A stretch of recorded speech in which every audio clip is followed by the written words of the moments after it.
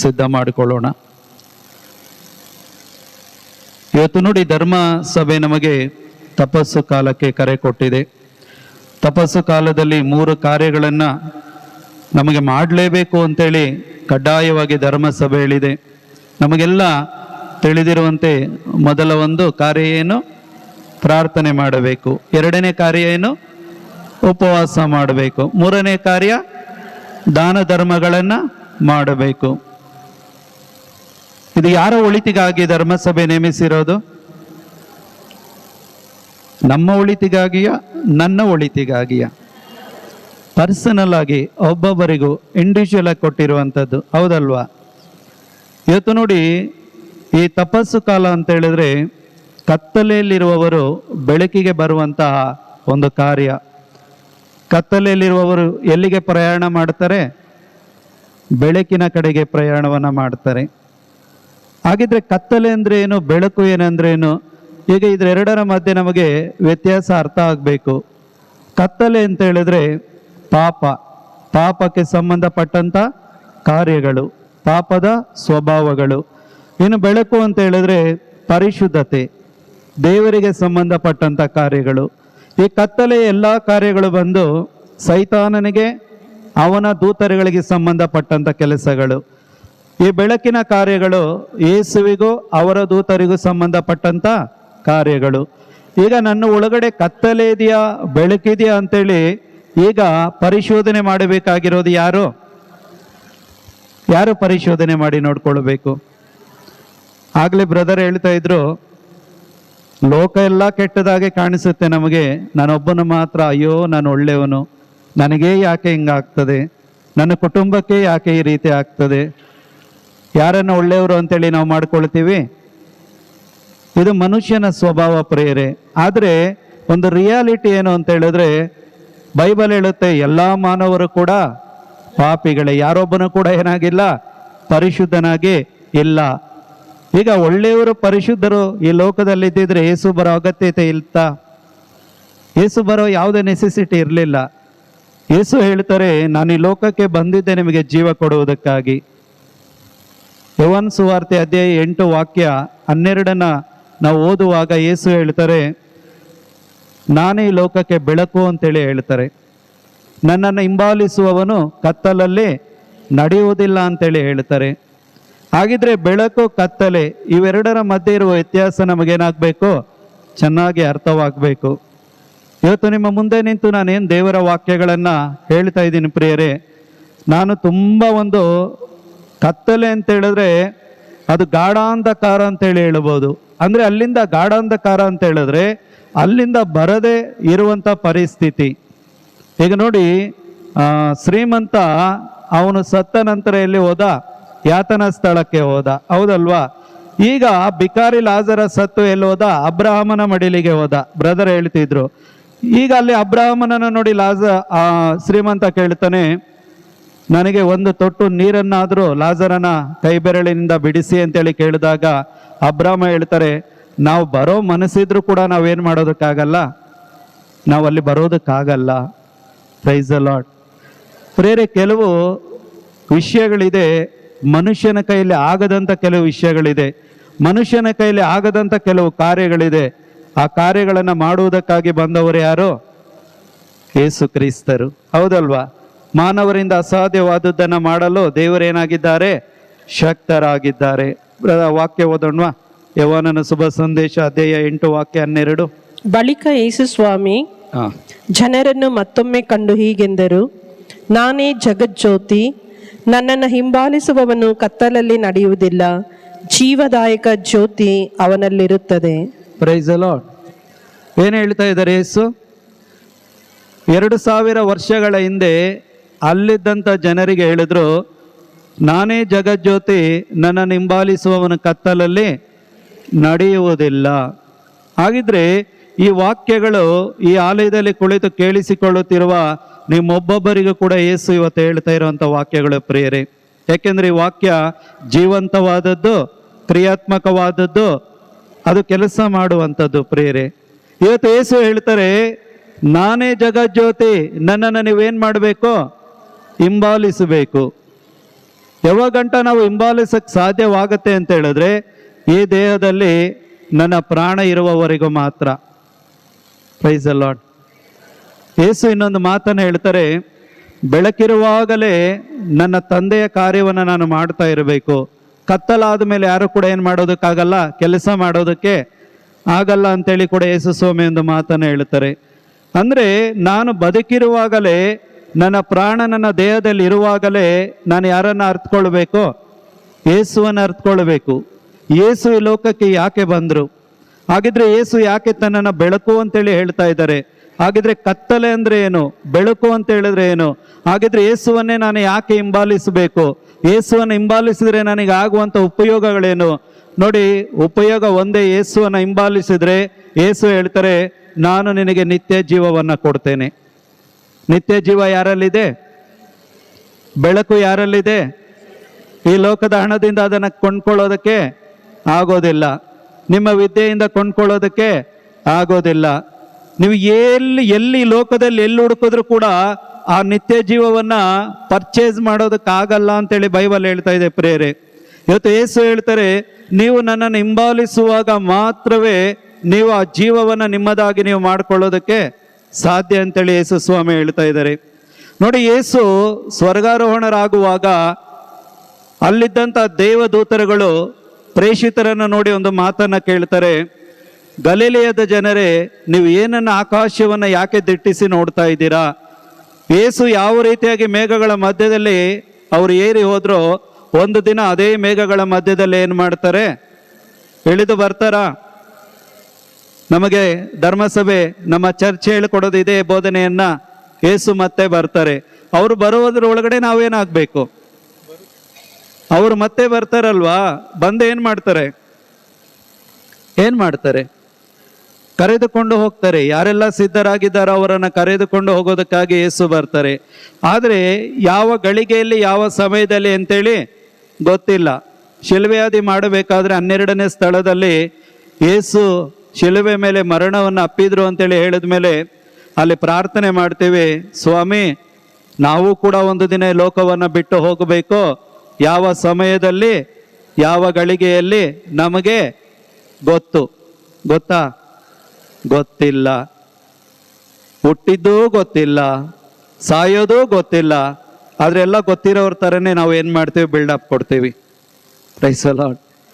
ಹೌದಾ ಇಲ್ವಾ? ನೋಡಿ, ಯೇಸುವನ್ನು ನಮ್ಮದಾಗಿ ನಾವು ಮಾಡ್ಕೊಳ್ಬೇಕು ಅಂದರೆ ಯೇಸುವಿನ ಮುಂದೆ ಮಕ್ಕಳಾಗಿರೋದನ್ನು ನಾವು ಕಲಿಬೇಕು ಪ್ರಿಯರೇ. ನೀವು ಏನೇ ಆಗಿರಿ, ನೀವು ಯಾವ ಪೊಸಿಷನಲ್ಲಿ ಇರಿ, ನೀವು ಏನೇ ಓದಿರಿ, ನೀವು ಎಷ್ಟೇ ರಿಚ್ ಆಗಿರಿ, ನೀವು ಏನೇ ಆಗಿರಿ, ದೇವರ ಮುಂದೆ ಎಲ್ಲ ಮಕ್ಕಳು ಒಂದೇ. ಈಗ ನಿಮ್ಮ ಮನೆಯಲ್ಲಿರುವಂಥ ಮಕ್ಕಳನ್ನು ಒಬ್ಬೊಬ್ಬರನ್ನು ಒಂದೊಂದು ರೀತಿಯಾಗಿ ಟ್ರೀಟ್ ಮಾಡ್ತೀರಾ, ಇಲ್ಲೆಲ್ಲ ಮಕ್ಕಳನ್ನು ಒಂದೇ ರೀತಿಯಾಗಿ ಟ್ರೀಟ್ ಮಾಡ್ತೀರಾ? ಹೌದಲ್ವಾ? ಅದೇ ರೀತಿಯಾಗಿ ಯೇಸು ಕೂಡ ನಮ್ಮೊಬ್ಬೊಬ್ಬರನ್ನ ಎಲ್ಲರನ್ನು ಒಂದೇ ರೀತಿಯಾಗಿ ನೋಡೋದಕ್ಕೆ ಆಸೆ ಪಡ್ತಾ ಇದ್ದಾರೆ.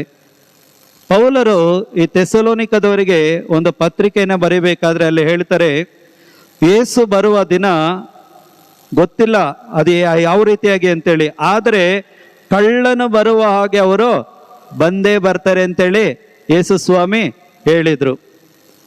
ಎಲ್ಲವೂ ಸುಭದ್ರವಾಗಿದೆ, ಸುರಕ್ಷಿತವಾಗಿದೆ ಅಂತೇಳಿ ಜನಗಳು ನೆಮ್ಮದಿಯಾಗಿ ಇರ್ತೀವಿ ಅಂತೇಳಿ ಅವ್ರು ಏನು ನೆನೆಸ್ಕೊಳ್ತಾರೋ ಅವರು ನೆನೆಸಿಕೊಳ್ಳುವ ಆ ಸಮಯದಲ್ಲಿ ಯಾರು ಬರ್ತಾರಂತೆ? ಯೇಸು ಬರ್ತೀನಿ ಅಂತೇಳಿ ಹೇಳಿದ್ದಾರೆ. ಆದರೆ ಅದು ರಾತ್ರಿನೋ ಹಗಲೋ ಮಧ್ಯಾಹ್ನನೋ ಅಥವಾ ಬೆಳಗಿನ ಸಮಯವೋ ನಮಗೆ ಗೊತ್ತಿಲ್ಲ. ಆದ್ದರಿಂದ ಬೈಬಲ್ ಹೇಳುತ್ತೆ, ನೀವು ಸದಾ ಸಿದ್ಧರಾಗಿರಿ. Price the lord. ಏನಾಗಿರ್ಬೇಕು ನಾವು? ಈಗ ಒಂದು ಗರ್ಭಿಣಿ ದಿನ ತುಂಬಿದವಳಾದ್ಮೇಲೆ ಸಹೋದರಿಗೆ ಯಾವಾಗ ಬೇಕಾದ್ರೂ ಮಗು ಹುಟ್ಟಬಹುದು. ಏನಾಗಿರ್ತಾರೆ ಮನೆಯವರು? ರೆಡಿ ಇರ್ತಾರ? ಅದು ನೈಟ್ ಆಗಿರ್ಬೋದು, ಬೆಳಿಗ್ಗೆ ಆಗಿರ್ಬೋದು, ಮಧ್ಯಾಹ್ನ ಆಗಿರ್ಬೋದು, ಯಾವ ಟೈಮಲ್ಲಿ ಬೇಕಾದ್ರೂ ಏನಾಗ್ಬೋದು? ಆ ನೋವು ಬರ್ಬೋದು. ಆ ನೋವು ಬರೋದಕ್ಕೆ ಮೊದಲು ಏನು ಮಾಡಿರ್ತಾರೆ ಇವರು? ಎಲ್ಲಿ ಟ್ರೀಟ್ಮೆಂಟ್ಗೆ ಹೋಗ್ತಾ ಇರ್ತಾರೆ ನೋಡಿ, ಅಲ್ಲೆಲ್ಲ ಬೆಡ್ ಎಲ್ಲ ಬುಕ್ ಮಾಡಿ ರೆಡಿ ಮಾಡಿ, ಆ ಒಂದು ಖರ್ಚುಗಳಿಗೆ ಏನು ಬೇಕೋ ಹಣವನ್ನೆಲ್ಲ ರೆಡಿ ಮಾಡಿ ಪ್ರತಿಯೊಂದನ್ನು ಏನು ಮಾಡಿ ಇಟ್ಟಿರ್ತಾರೆ? ರೆಡಿಯಾಗಿ ಇಟ್ಕೊಂಡಿರ್ತಾರ. ಯಾಕೆ? ಅಮ್ಮನನ್ನ ಮಗುವನ್ನು ಏನು ಮಾಡಬೇಕು? ಸುರಕ್ಷಿತವಾಗಿ ಮತ್ತೆ ಮನೆಗೆ ಕರೆದುಕೊಂಡು ಬರಬೇಕಲ್ವಾ? ಅವ್ರು ಹೋದಾಗೆ ಮತ್ತೆ ಏನಾಗ್ಬೇಕು? ಬರಬೇಕು, ಸುರಕ್ಷಿತವಾಗಿ ವಾಪಸ್ ಬರಬೇಕು. ಅದೇ ರೀತಿಯಾಗಿ ಯೇಸು ಕೂಡ ಇವತ್ತು ಅವರು ಬರುವಂಥ ಸಮಯದಲ್ಲಿ ನಾವು ಏನಾಗಿರ್ಬೇಕು ಅಂದರೆ ಸಿದ್ಧರಾಗಿರ್ಬೇಕಂತೆ. ಥೆಸಲೋನಿಕದವರಿಗೆ ಬರೆದ ಪತ್ರ, ಮೊದಲ ಪತ್ರ ಅಧ್ಯಾಯ 5 ವಾಕ್ಯ 2ರಿಂದ ಓದ್ತಿರಾಕ. ರಾತ್ರಿಯಲ್ಲಿ ಕಳ್ಳನು ಬರುವ ಹಾಗೆ, ಸ್ವಲ್ಪ ಕೇಳಿಸ್ಕೊಳ್ಳಿ, ಓದಿ. ರಾತ್ರಿಯಲ್ಲಿ ಕಳ್ಳನು ಬರುವ ಹಾಗೆ ಪ್ರಭುವಿನ ದಿನವು ಬರುವುದೆಂದು ನೀವು ಚೆನ್ನಾಗಿ ಬಲ್ಲಿರಿ. ಎಲ್ಲವೂ ಶಾಂತ ಸುಭದ್ರವೆಂದು ಜನರು ಎಣಿಸುತ್ತಿರುವಾಗಲೇ ಗರ್ಭಿಣಿಗೆ ಪ್ರಸವ ವೇದನೆ ಉಂಟಾಗುವಂತೆ ವಿನಾಶವು ಪಕ್ಕನೆ ಅವರ ಮೇಲೆ ಬಂದೆರಗುವುದು. ಇದರಿಂದ ಯಾರೂ ತಪ್ಪಿಸಿಕೊಳ್ಳುವಂತಿಲ್ಲ. ಯಾವ ರೀತಿಯಾಗಿ ಬರ್ತಾರಂತೆ ಯೇಸು ಸ್ವಾಮಿ? ಎಲ್ಲವೂ ಸುರಕ್ಷಿತವಾಗಿದೆ, ನಾನು ಇನ್ನು ಮೇಲೆ ಚೆನ್ನಾಗಿರ್ಬೋದು ಅಂತೇಳಿ ಯೋಚನೆ ಮಾಡುವಾಗಲೇ ಯಾರು ಬರ್ತಾರಂತೆ?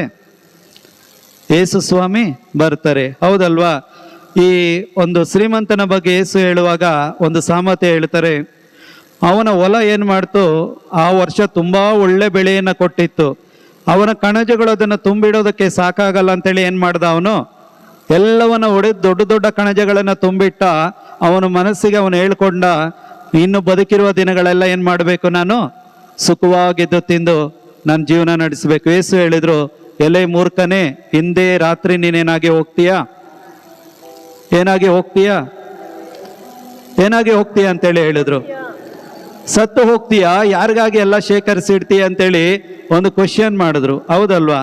ಇವತ್ತು ನೋಡಿ, ನಮ್ಮ ಪರಿಸ್ಥಿತಿಗಳು ಕೂಡ ಇದೇ ಆಗಿದೆ ಪ್ರೇಯರ್. ಇವತ್ತು ಎಲ್ಲವನ್ನ ಶೇಖರಿಸಿ ಇಡ್ತಾ ಇದ್ದೀವಿ, ಆದರೆ ಸ್ವರ್ಗದಲ್ಲಿ ಏನು ಶೇಖರಿಸಿ ಇಡಬೇಕು ಅದನ್ನು ನಾವು ಏನು ಮಾಡ್ತಾ ಇಲ್ಲ, ಅದಕ್ಕೆ ನಾವು ಟ್ರೈ ಮಾಡ್ತಾ ಇಲ್ಲ. ಯಾಕೆ ಅಂತ ಹೇಳಿದ್ರೆ ಅದ್ರ ಬಗ್ಗೆ ನಾವು ಯೋಚನೆನೇ ಮಾಡ್ತಾ ಇಲ್ಲ.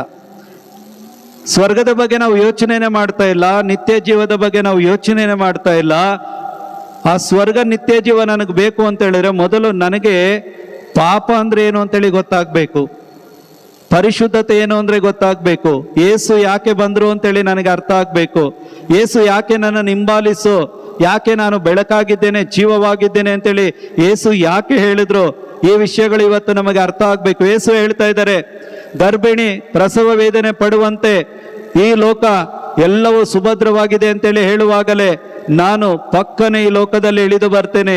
ಯಾರೆಲ್ಲ ರೆಡಿಯಾಗಿರ್ತಾರೋ ಅವರನ್ನು ಕರೆದುಕೊಂಡು ಹೋಗ್ತೇನೆ, ಯಾರೆಲ್ಲ ರೆಡಿಯಾಗಿಲ್ವೋ ಅವರನ್ನು ಬಿಟ್ಟು ಹೋಗ್ತೀನಿ ಅಂತೇಳಿ ಯೇಸು ಸ್ವಾಮಿ ಹೇಳ್ತಾ ಇರುವಂಥದ್ದು. ಹಾಗಿದ್ರೆ ಸಿದ್ಧರಾಗಿರಬೇಕು ಅಂತ ಹೇಳಿದ್ರೆ ನಾವು ಏನು ಮಾಡಬೇಕು ಅಂದರೆ ವಾಕ್ಯಗಳನ್ನು ನಾವು ಕೇಳಿಸಿಕೊಂಡ ಹಾಗೆ ಜೀವಿಸುವುದನ್ನು ಕಲಿಬೇಕು. ಇವತ್ತು ನೋಡಿ, ಧರ್ಮ ಕೇಂದ್ರದ ಗುರುಗಳು 3 ದಿನ ನಿಮಗೆ ಈ ಒಂದು ಧ್ಯಾನಕೂಟವನ್ನು ಯಾಕೆ ನಿಮಗೆ ಏರ್ಪಾಡು ಮಾಡಿಕೊಟ್ಟಿದ್ದಾರೆ ಅಂತ ಹೇಳಿದ್ರೆ ಅವರಿಗೆ ಒಳ್ಳೆಯದಾಗಲಿ ಅಂತೇಳಿ ಅಲ್ಲ, ನಿಮ್ಮ ಒಬ್ಬೊಬ್ಬರಿಗೂ ಕೂಡ ಪರ್ಸನಲ್ ಆಗಿ ಆ ಸತ್ಯ ನಿಮಗೆ ಅರ್ಥವಾಗಬೇಕು. ಕ್ರೈಸ್ತತ್ವ ಅಂತ ಹೇಳಿದ್ರೆ ಒಂದು ಧರ್ಮವಲ್ಲ, ಯೇಸು ಯಾವುದೋ ಒಂದು ಜಾತಿ ಧರ್ಮಕ್ಕೆ ಸೇರಿದವರಲ್ಲ. ಯೇಸು ಇಡೀ ಲೋಕದ ಜೀವೋದ್ಧಾರಕ್ಕಾಗಿ ಮನುಷ್ಯನಾಗಿ ಈ ಲೋಕದಲ್ಲಿ ಹುಟ್ಟಿ ಬಂದರು. ಯಾರೆಲ್ಲ ಯೇಸುವನ್ನು ನಂಬಿ ವಿಶ್ವಾಸ ಬಿಟ್ಟು ಪಾಪಗಳನ್ನು ಪರಿಹಾರ ಮಾಡಿಕೊಂಡು ಯೇಸುವಿಗಾಗಿ ಪರಿಶುದ್ಧತೆಯಲ್ಲಿ ಜೀವಿಸ್ತಾರೋ ಅವರನ್ನು ಕರೆದುಕೊಂಡು ಹೋಗುತ್ತಾರೆ ಅಂತೇಳಿ ಆ ನಂಬಿಕೆ ವಿಶ್ವಾಸದಲ್ಲಿ ಜೀವಿಸುವುದೇ ಒಂದು ಕ್ರೈಸ್ತಿಯ ಧರ್ಮ ಪ್ರಿಯರೇ. ಇಲ್ಲಿ ಪೌಲರು ಅದನ್ನೇ ಹೇಳ್ತಾರೆ, ನೀವು ಎಲ್ಲವೂ ಸುಭದ್ರವಾಗಿದೆ, ನಾನು ಲೈಫ್ ಸೆಕ್ಯೂರ್ ಮಾಡ್ಕೊಳ್ಳೋಕೆ LIC ಮಾಡ್ತೀನಿ, ಮೆಡಿಕಲ್ ಇನ್ಶೂರೆನ್ಸ್ಗಳನ್ನು ಮಾಡಿಟ್ಕೊಳ್ತೀನಿ, ಎಲ್ಲವನ್ನ ಮಾಡಿಟ್ಕೊಳ್ತೀನಿ, ಆದರೆ ಒಂದು ದಿನ ನೀವೇನೇ ಮಾಡಿಟ್ಕೊಂಡ್ರು ಎಲ್ಲವನ್ನ ಬಿಟ್ಟು ಹೋಗ್ಬೇಕಾ? ಡೆಫಿನೆಟ್ಲಿ ತಾನೆ, ಎಲ್ಲರಿಗೂ ಗೊತ್ತು ಒಂದು ದಿನ ಹೋಗ್ತೀವಿ. ಎಲ್ಲಿ ಹೋಗ್ತೀವಿ? ಎಲ್ಲಿ ಹೋಗ್ತೀವಿ? ಅದ್ರ ಬಗ್ಗೆ ಯಾರಿಗೂ ಇವತ್ತು ಕೇರ್ ಇಲ್ಲ, ಇಂಟ್ರೆಸ್ಟ್ ಇಲ್ಲ. ಯೇಸು ಕಣ್ಣಿಗೆ ಕಾಣದಂಥ ಲೋಕದ ಬಗ್ಗೆ ಹೇಳೋದಕ್ಕಾಗೆ ಬಂದಿದ್ದು. ಇವತ್ತು ಕಣ್ಣಿಗೆ ಕಾಣುವಂಥ ಈ ಲೋಕ ಎಷ್ಟು ಸತ್ಯನೋ ಪ್ರಿಯರೇ, ಈ ಲೋಕವನ್ನ ಸೃಷ್ಟಿ ಮಾಡಿದಂತ ಇನ್ನೊಂದು ಲೋಕ ಇದೆ, ಅದು ಕಣ್ಣಿಗೆ ಕಾಣದ ಲೋಕ. ಆ ಲೋಕವನ್ನ ಅಬ್ರಹಾಮನು ಹುಡುಕಿದ್ರು, ಈಸಾಕ ಹುಡುಕಿದ್ರು, ಯಾಕೋಬ ಹುಡುಕಿದ್ರು. ಇವತ್ತು ಆ ನಗರವನ್ನ, ಆ ಲೋಕವನ್ನ ತಮ್ಮದಾಗಿ ಮಾಡಿಕೊಂಡ್ರು. ಇವತ್ತು ಯೇಸು ನಮ್ಮೊಬ್ಬೊಬ್ಬರಿಗೂ ಕೂಡ ಅದೇ ಹೇಳ್ತಾ ಇದ್ದಾರೆ, ಈ ಕಣ್ಣಿಗೆ ಕಾಣುವಂತ ಲೋಕ ಎಷ್ಟು ಸತ್ಯವಾದದ್ದು. ಕಣ್ಣಿಗೆ ಕಾಣದಂತ ಒಂದು ಲೋಕ ಇದೆ, ಆ ಲೋಕ ಇದ್ದಿದ್ರಿಂದಲೇ ಈ ಲೋಕ ಇರೋದು. ಆ ಲೋಕ ಇಲ್ಲ ಅಂತ ಹೇಳಿದ್ರೆ ಈ ಲೋಕ ಇಲ್ಲ. ಈ ಲೋಕ ಇದ್ರು ಇಲ್ದಿದ್ರು ಆ ಲೋಕ ಪರ್ಮನೆಂಟ್ ಆಗಿದ್ದೇ ಇರುತ್ತೆ. Praise the lord, hallelujah. ಅಕ್ಕ ಮುಂದೆ ಓದೋಣದು. ಓಕೆ. ಸಹೋದರರೇ, ಕಳ್ಳನಂತೆ ಆ ದಿನವೂ ನಿಮ್ಮನ್ನು ದಿಗ್ಭ್ರಮೆಗೊಳಿಸದಿರಲಿ, ಏಕೆಂದರೆ ನೀವಿನ್ನೂ ಅಂಧಕಾರಕ್ಕೆ ಸೇರಿದವರಲ್ಲ. ಆ ದಿನವು ದಿಢೀರನೆ ನಿಮ್ಮ ಮೇಲೆ ಬರಬಾರದು. ನೀವೆಲ್ಲರೂ ಬೆಳಕಿನ ಹಾಗೂ ಹಗಲಿನ ಮಕ್ಕಳು. ನಾವು ಕತ್ತಲೆಗಾಗಲಿ ರಾತ್ರಿಗಾಗಲಿ ಸೇರಿದವರಲ್ಲ. ಅಂದ ಮೇಲೆ ಇತರರಂತೆ ನಾವು ನಿದ್ದೆ ಮಾಡದೆ ಎಚ್ಚರವಾಗಿದ್ದು ಸ್ವಸ್ಥಚಿತ್ತರಾಗಿ ವರ್ತಿಸೋಣ. ನೋಡಿ, ಇಲ್ಲಿ ದೇವರ ವಾಕ್ಯ ಹೇಳುತ್ತೆ, ಸಹೋದರರೇ, ಕಳ್ಳನಂತೆ ಆ ದಿನ ನಿಮ್ಮನ್ನ ದಿಗ್ಭ್ರಮೆಗೊಳಿಸದಿರಲಿ. ದಿಗ್ಭ್ರಮೆ ಅಂತ ಹೇಳಿದ್ರೆ ಯೇಸುವನ್ನು ನಾವು ಅರಿಯದವರಾಗಿಯೇ ಪಾಪ ಕ್ಷಮಾಪಣೆಯನ್ನು ಹೊಂದಿಕೊಳ್ಳದೆ ನಾವು ಈ ಲೋಕವನ್ನು ಬಿಟ್ಟು ಹೋಗಬಾರದು. ನಾವು ಈ ಲೋಕವನ್ನು ಬಿಟ್ಟು ಹೋಗೋದಕ್ಕೆ ಮೊದಲು ಸಂಪೂರ್ಣವಾಗಿ ಸಿದ್ಧತೆಯನ್ನು ಮಾಡಿಕೊಂಡು ಹೋಗಬೇಕು ಅಂತೇಳಿಯೇ ಯೇಸುವಿನ ಉದ್ದೇಶ. ಆ ದಿನ ಯಾವಾಗ ಬೇಕಾದ್ರೂ ಬರ್ಬೋದು. ಇವತ್ತು ನೋಡಿ, ನೀವು ಟಿವಿಗಳನ್ನು ನೋಡಿ, ನ್ಯೂಸ್ ಪೇಪರ್ಗಳನ್ನು ನೋಡಿ, ಯಾಕೆಂದ್ರೆ ಮೊಬೈಲ್ ಇದೆ ನಿಮ್ಮ ಕೈಯಲ್ಲಿ, ತುಂಬಾ ಚೆನ್ನಾಗೇ ಇರ್ತಾರೆ. ಯಾವಾಗ ಬೇಕಾದ್ರೂ ಹಾರ್ಟ್ ಅಟ್ಯಾಕ್ ಆಗಿ ಹೋಗ್ತಾರೆ, ಎಲ್ಲಿ ಬೇಕಾದ್ರೂ ಆಕ್ಸಿಡೆಂಟ್ ಆಗಿ ಹೋಗ್ತಾರೆ. ಏನಾದ್ರೂ ಗ್ಯಾರಂಟಿ ಇದೆಯಾ ಮನುಷ್ಯನದ್ದು?